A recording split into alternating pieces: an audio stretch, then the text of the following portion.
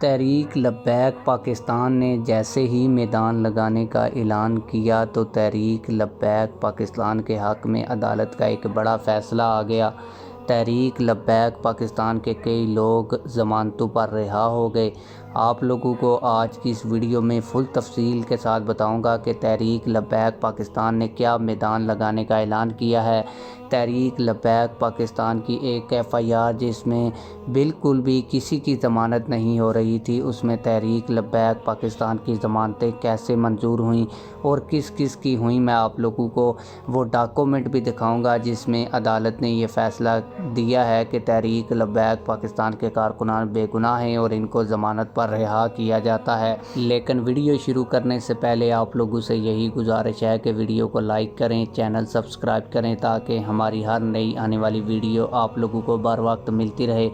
ابھی بنا time waste کیے ویڈیو کو سٹارٹ کرتے ہیں۔ شروع اللہ کے نام سے جو بڑا مہربان نہایت رحم کرنے والا ہے۔ کروڑوں درود و سلام نبی آخر الزمان صلی اللہ علیہ وآلہ وسلم کی ذات اطہر پر، جن کی وجہ سے ہم ہیں اور جن کی وجہ سے یہ کل کائنات ہے۔ تحریک لبیک پاکستان نے 13 اپریل کو تحریک لبیک پاکستان کے اوپر سانحہ مرید کے والے دن جو ظلم ہوا تھا اس کے لیے میدان سجانے کا اعلان کیا تھا۔ تحریک لبیک پاکستان اس حوالے سے ایک بڑا ٹرینڈ سیٹ کرنے جا رہی ہے اور 13 اپریل ہی کے دن تحریک لبیک پاکستان کے کئی لوگوں کو عدالت نے ضمانت پر رہا کیا ہے۔ اس FIR کی آپ لوگ تصویر بھی دیکھ سکتے ہیں اور جو لوگ ضمانت پر رہا ہوئے ہیں ان کے ڈاکومنٹ میں نام بھی دیکھ سکتے ہیں۔